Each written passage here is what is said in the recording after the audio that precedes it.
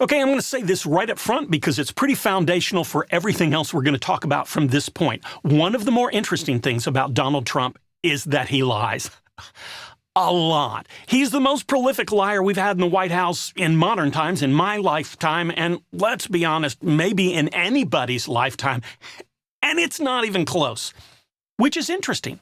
Surprising. Okay, it's downright shocking because he has made some pretty bold claims about his faith, his biblical literacy, and his honesty. Oh, and I have a doozy of a quote right after the intro. So stick around.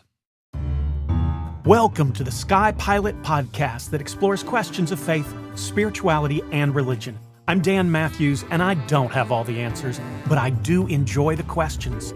Welcome to the podcast where every question is an invitation into a spiritual quest, and you're invited along for the journey. Hi, I'm Dan. This is Quark, and we're your co-pilots for today's spiritual... And political. I guess that's true, yeah. Spiritual and political adventure. Now, you promised a doozy of a quote, I believe. Yeah, so let's jump right in with that. At a rally in Selma, North Carolina, Donald Trump said, "I've got to be the cleanest sheriff. I think I'm the most honest human being, perhaps, that God ever created." Now let's just stop to think about that for a moment. He's the most honest human being that God ever created? Let me just say that at that rally, if you go listen or watch that clip, even his own followers kind of guffaw at that statement. And let's be honest, if George Bush, either one, Clinton, Obama, Biden, were to make a claim that was as absurdly inaccurate as Trump makes on a pretty much daily basis, the press would have attacked it like a flock of seagulls on a picnic. And if any of those other presidents had made a claim that was, well, let's just say flat out false or even mathematically impossible, the press would have honed in on it and been all over it like barnacles on the keel of an old boat. Enjoying the folksy similes today, are we? Yeah, actually, I kind of am. But things are different with Donald Trump. Let me make my point. Play a clip right now for you. To slash prices on drugs and pharmaceuticals by as much as 400, 500, and even 600%.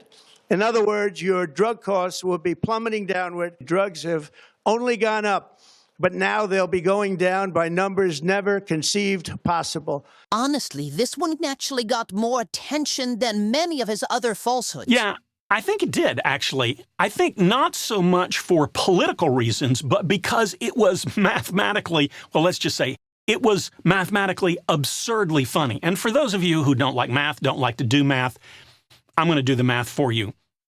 If the cost of a drug is reduced by 50%, then it costs half for you what it did before. If it's 100% reduction, that would be really nice because 100% means free. They're giving you the drug.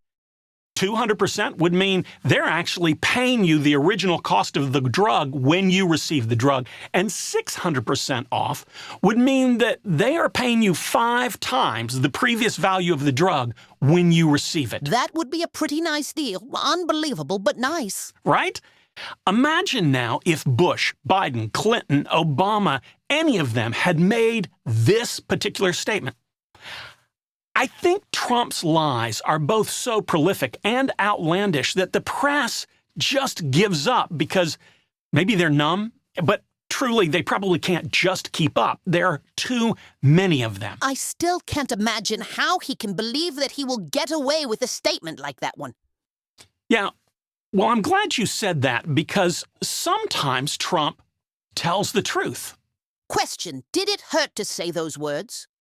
Yeah, it did sting a little bit when I said it. But stick with me on this one. Sometimes he's shockingly truthful about the way things work, how he views the world, his followers, and his presidency. So are you saying that he has told us how he expects to get away with a statement of drug prices going down 600%? I think so. I think he has. Let me play you another clip. We won with poorly educated. I love the poorly educated. Oh, my. Yeah, sometimes he tells you exactly how things work for him and the way he sees the world. So let's look at Trump's rationale as to why he sent the military into Venezuela and grabbed their leader. Now, I believe that Trump has said that it was because Maduro was running a lucrative drug operation as president of his country. True, which is exactly what Juan Hernandez was accused of doing while being president of Honduras. He was, matter of fact, captured in a raid, arrested, brought to America, tried, convicted, and sent to prison on pretty much the exact same charges, the exact same crimes. They do seem to be strikingly similar. But this is where they differ. Trump just pardoned Hernandez and then took military action to capture Maduro. So Trump's hypocrisy leads you to believe that we need to look deeper for a motive. Is that what you're saying? Yes, that's exactly what I'm saying. Fortunately for us, Trump will often telegraph his reason for something in one of his previous statements. So let's take a look. October 9th, 2012. Now, Barack Obama is in the White House. He's president. And his national approval rating is at 50%. And this tweet came from Donald Trump on that day, October 9th, 2012. Now that Obama's poll numbers are in tailspin, watch for him to launch a strike in Libya or Iran. He is desperate. Now, Trump's pretty clear that as president, if your approval numbers get too low, a way that you can get people to not pay attention to how unpopular you are amongst your own people is to go through some sort of military action, like invading another country. Okay, so that leads to the obvious question. What are Trump's numbers? Yeah, we should get into that. Again, when Trump described Barack Obama's numbers as in a tailspin, Obama's approval rating was at 50%. Now, Trump's latest polling numbers for his approval rating is 36%. And I'm not switching polls. Both of these are from Gallup's long-standing approval rating polls. Now, that means that Obama's numbers at the time of Trump's tweet about his approval spiraling, that number for Obama is almost 40% higher than Trump's latest number. Well, if you want to be exact, 39% higher to be accurate.